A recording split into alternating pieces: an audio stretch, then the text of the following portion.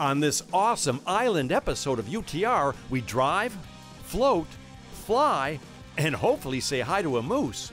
Then we conquer the Keweenaw looking for phenomenal food, a terrific tour, and the elusive Uber Stone. Get ready to explore the cool people, places, and ancient islands that make Michigan a great place to explore. Pure is what you make of it. It's taken it all in and never taken anything for granted. The sun sets, the moon rises, and you realize the end of one perfect summer day is the beginning of another. Pursue your pure in Pure, Michigan.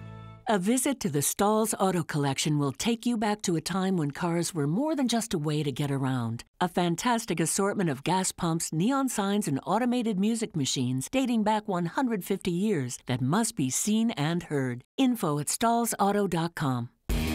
I've been around the world, but there's one place I keep coming back to. And the more I explore, the more I realize it's the place to be. I'm Tom Dalton, and this is Under the Radar, Michigan.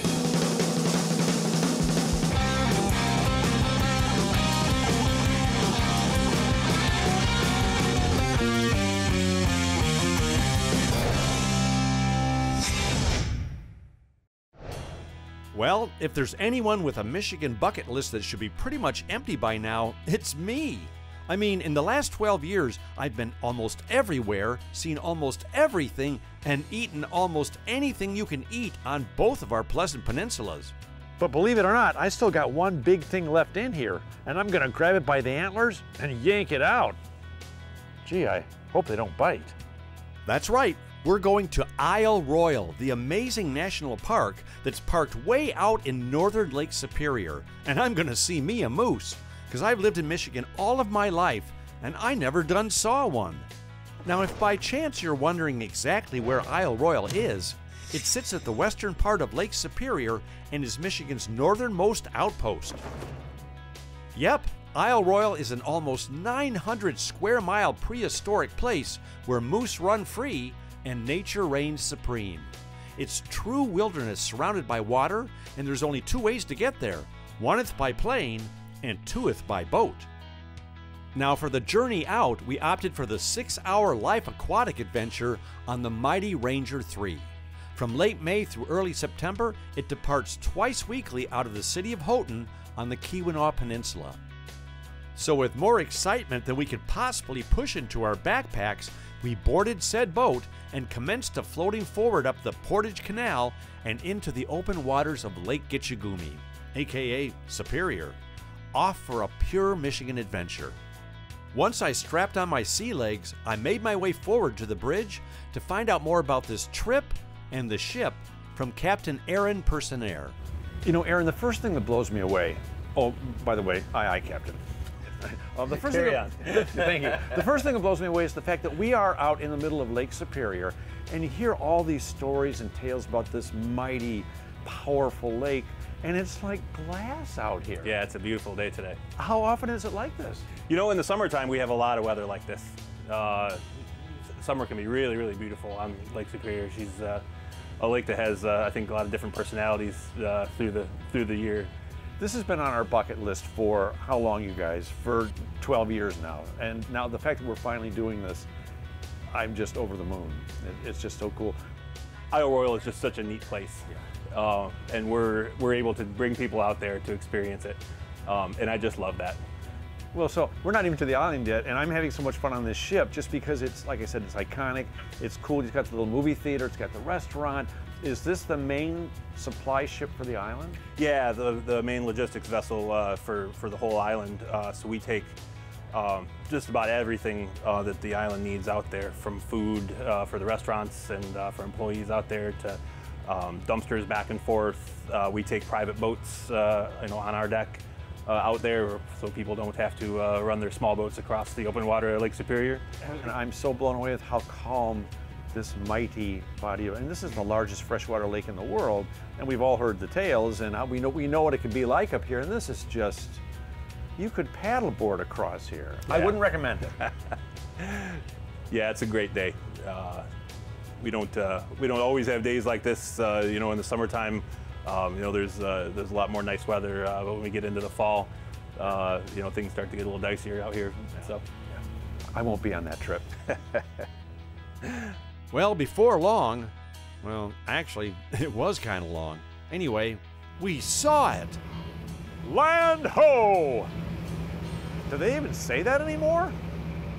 Yep, there it was, the foreboding yet beautiful shores of Isle Royale. As we made our final approach and navigated a nest of out islands, the park's grandeur made itself apparent.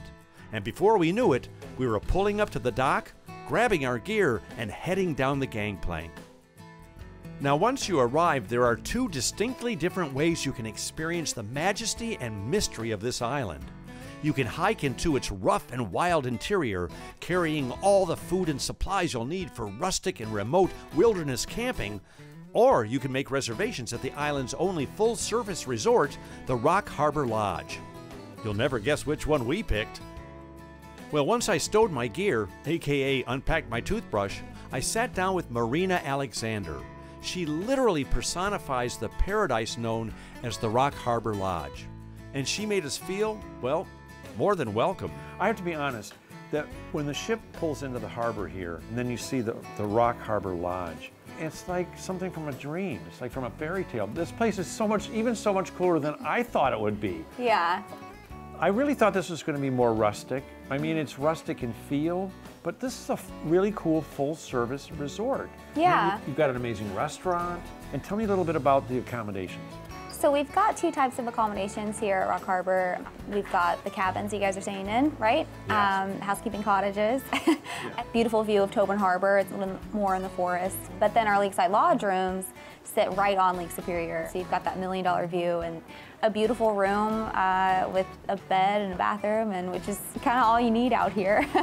Not only do you have an awesome restaurant here, but you do tours as well. You do a tour out into the bay? We do, yeah. We offer quite a few tours on our sightseeing tour boat, the Sandy. We do a couple lighthouse tours to various islands around and hiking tours and all sorts of good stuff, yeah. Well, you go out, what's the main lighthouse out here that's been there since 1855 or something? Yeah, that's Rock Harbor Lighthouse. The National Park Service has done an amazing job at keeping up with it and actually also turning it into an Isle Royale Maritime Museum. So you can walk in and see all kinds of shipwreck artifacts and island history and all sorts of cool stuff. And there's a short hike from there is the longest running moose predator prey study in the world, yeah. Right. What do you call it, a museum? A museum, yeah.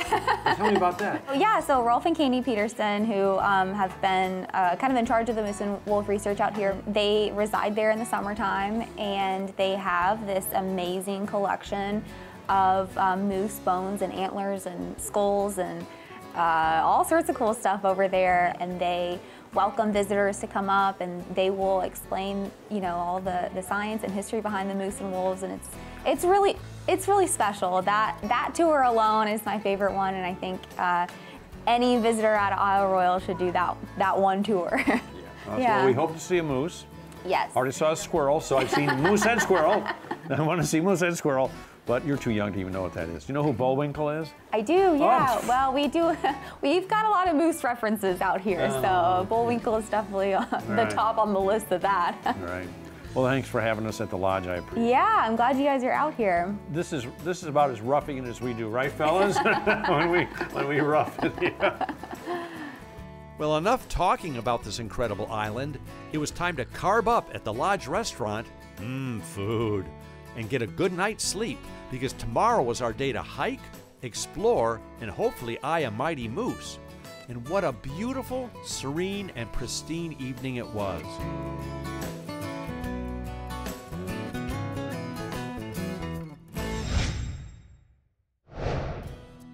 The next morning, I checked in with awesome park ranger Katie Keller. You know, so that I knew what I was doing, did what I was supposed to, and hopefully learned something along the way. Katie, we've been waiting 12 years now since we're doing this. Has been on our bucket list that long to come to Isle Royale. I have a million questions for you, but I want to start with this one. Is this true that this island or this park is the most, or least visited national park, but the most revisited park?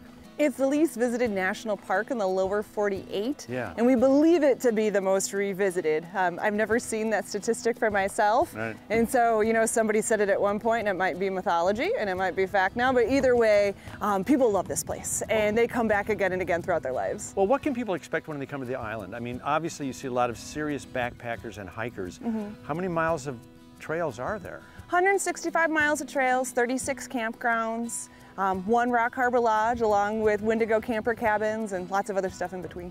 Tell me about the moose wolf population here, because there weren't wolves here for a while, right? Yeah, both moose and wolves are newcomers on the scene, actually. So moose arrived early 1900s. Predominant thought is that they swam here. Moose are like aquatic mammals. They are super efficient swimmers, but water temperatures don't bother them. Wolves came later in the 1940s, thought to walk across an ice bridge that formed between here and Ontario. You know, what's most notorious about Isle Royale, how most people initially find out about it, is through the world's longest running single predator-prey study, which is the moose wolf study ran out of Michigan Technological University in Houghton, Michigan, as well as, you know, park staff and other partners. Lots of folks are involved in that. But with that study, you know, we've been studying their population fluctuations over the years, learning lots of things about moose and wolves in the process. And most recently what happened, starting back in 2018, is that we did a reintroduction project of wolves. There were 2 wolves left. They were very closely related. It was decided after lots of discussions and planning that wolves needed to be here really to help with having so many moose and what's called moose browse. So moose eat a lot every single day, and they were more or less going to eat themselves out of house and home on this island if they went unchecked without a predator. So we're still in the process of a 5-year planning effort of bringing in 20 to 30 wolves. And right now estimated to be about 25 to 30 in the park.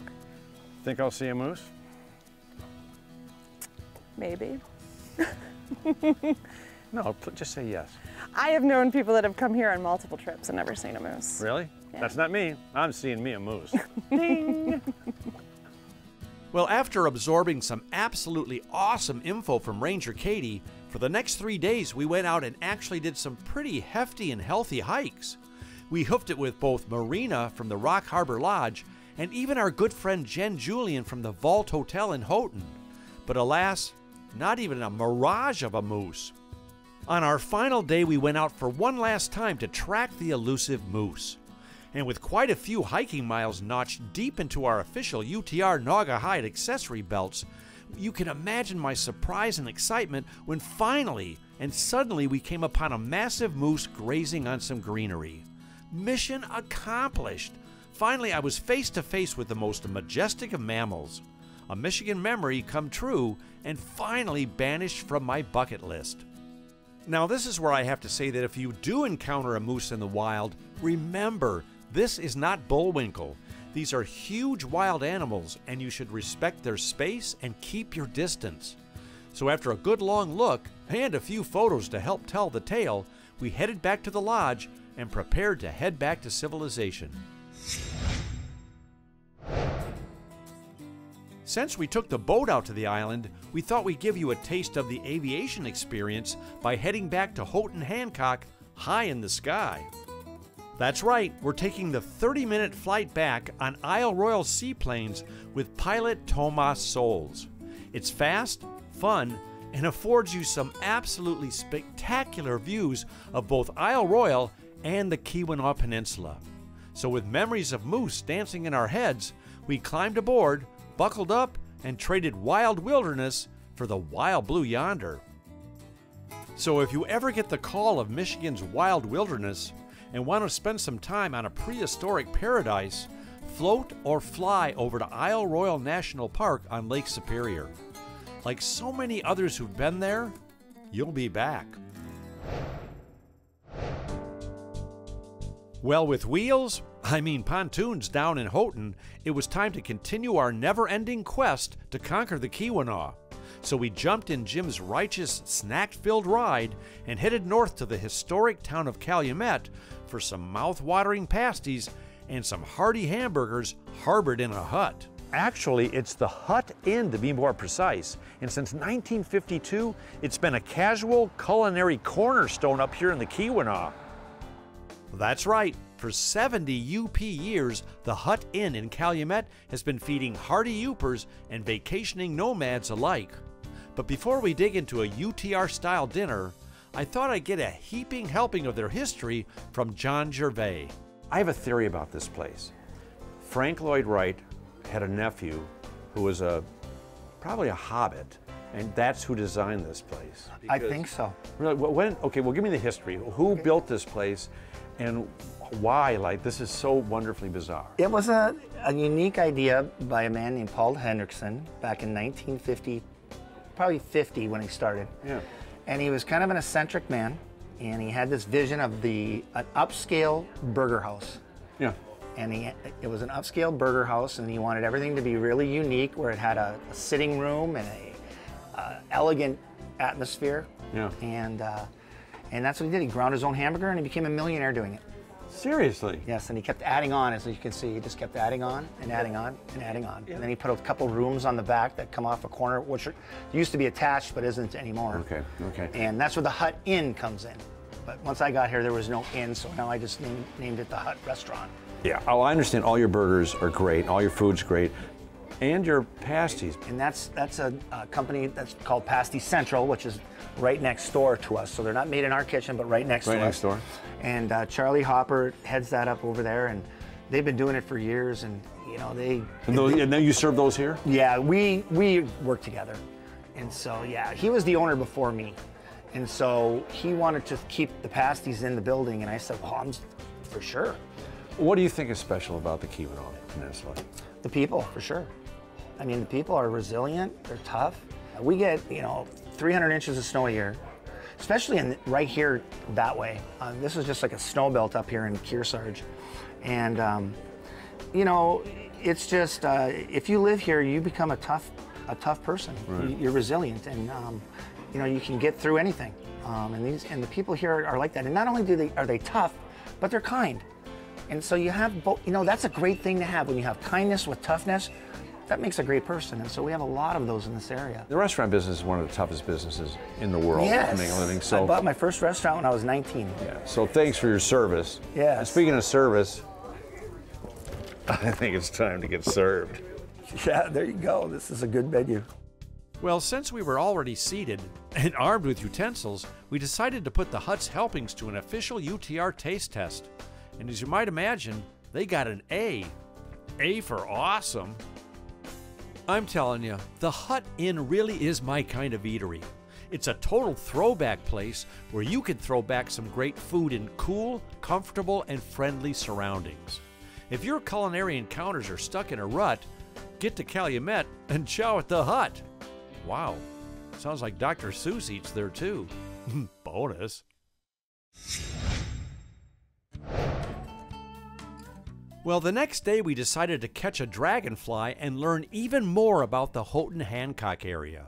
So we called up Copper Country Boat Tours for an informative float down Portage Canal that would afford us some fantastic views of both cities. And if you're paying attention, our captain and official tour guide for this trip should look pretty familiar. Dominic, why is it every time I get on a boat up here, you seem to be on it? Oh, it seems to be that way, right? I mean, you're on the crew of the Ranger 3. Correct. You help maintain that massive, awesome, iconic ship, but you also have the Dragonfly. Right. Which is a tour boat, right? For sure, yep. Yeah, I've always said, every time I come up to Houghton and Hancock, I always say, this is such an iconic canal. Somebody should be out here doing tours and doing talks and taking people out on this waterway. What inspired you? Well, when I first moved back home, I realized what a gem we have here, and I was doing tours like in Florida and Texas, and then I had the opportunity to move back, and I figured, why not? This is such a beautiful place, and few people realize that Michigan's copper rush here had a greater economic impact than the California gold rush. And the first mineral boom in the United States occurred in 1843, which was 5 years before the California gold rush, right? Which I found fascinating with all the history here. The chance to come out here and relax and chill on a little boat like this, it's almost like we're in the Bahamas, but on this beautiful canal. And the history of, just to look at the town from this vantage point is so cool. And there's the historic hockey rink, which is called? The D Stadium, which was actually the Amphidrome. Right, and isn't this the birthplace of professional hockey, correct? Yeah, I mean, little things like that. We're going by the Ranger right now, which is an iconic ship. Right, and the Quincy Smelter just ahead of us.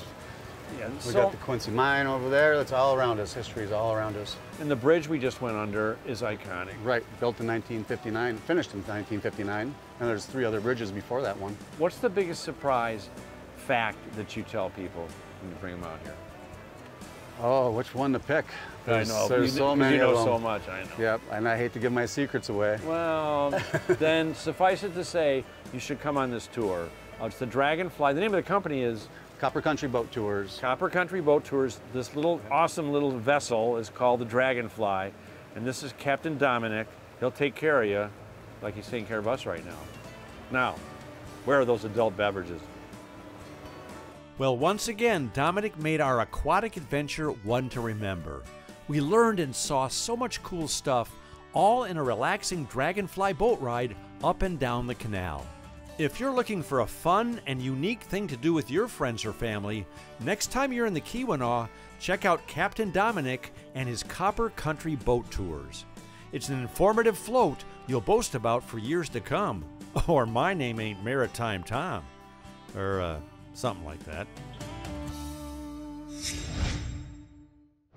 Now, there's a recently discovered rock in the UP called Yooperstone that glows in the dark, and we're going to find us some. But since I have absolutely no idea what I'm doing, I hired an expert. I'm not dumb. Well, actually, I am dumb. That's why I hired the expert. Like a rock.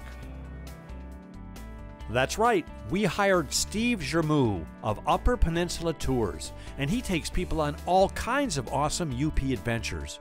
From majestic mountain hikes and hidden waterfall tours, he knows the UP like the back of his hand. And if you want a genuine UP adventure, he's the guy to call. Well, it just so happens he also takes folks on organized adventures to find the elusive Yooperstone, and he was about to take us. I have to ask, what exactly is a Yooperstone? Just basically, it's a syenite stone. It's the host stone, and then there's what's called a mineral called sodalite inside there, and that's what gives you the the glowing, reflecting rock of the UV light. Gotcha. And that's what makes it glow. What happens and glows because of that sodalite in the stone. And what, I mean, to find these, I mean, they're pretty much just found in the UP, correct? No, they're found through the Great Lakes region, and some people claim that they've found them throughout the Midwest and stuff too, but they're more prevalent up here on the Lake Superior shorelines and maybe in the northern parts of Lake Michigan shorelines, but primarily along this western coast of Lake Superior, really prevalent in the Whitefish Bay, Munising area, Grand Marais. Now, to go hunting, obviously it's probably better to do it at night, which is why we're here. The sun just went down, so we gotta hurry. But what kind of special equipment do you need to find them? So in your bucket there, and what I've got here. I got my own bucket. You got your own bucket to find some Thanks, stuff Steve. here. Yeah.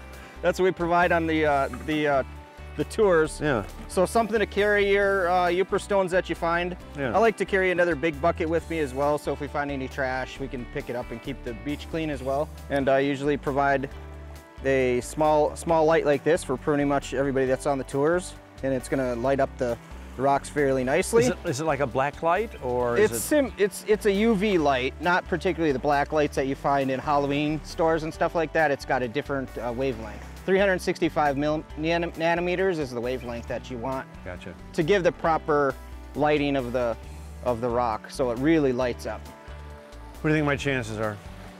I think they're going to be 100% tonight. Yeah, because we hired an expert. That's why you're here. Because if it was just me, I'd bring home, I don't know, chewing gum, a stick, a twig, you know. Well, let's do it. So after some sound Yooperstone statistics and strategies, we grabbed our gear and commenced to stalking this storied stone.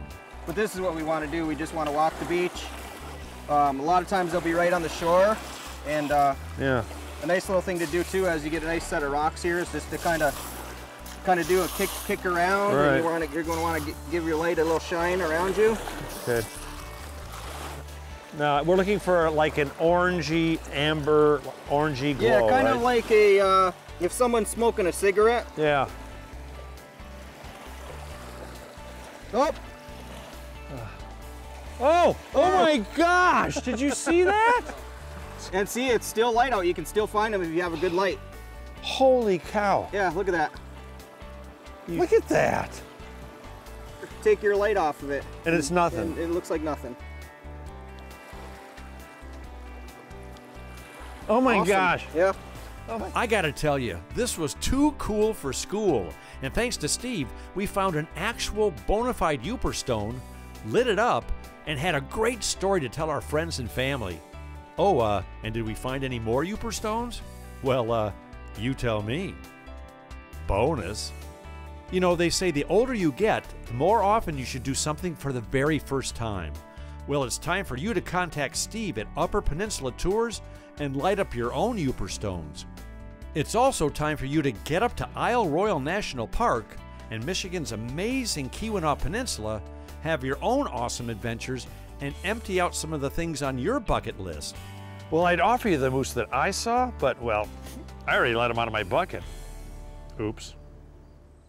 Pure is what you make of it. It's taken it all in and never taken anything for granted. The sun sets, the moon rises, and you realize the end of one perfect summer day is the beginning of another. Pursue your pure in Pure, Michigan. A visit to the Stalls Auto Collection will take you back to a time when cars were more than just a way to get around. A fantastic assortment of gas pumps, neon signs, and automated music machines dating back 150 years that must be seen and heard. Info at stallsauto.com.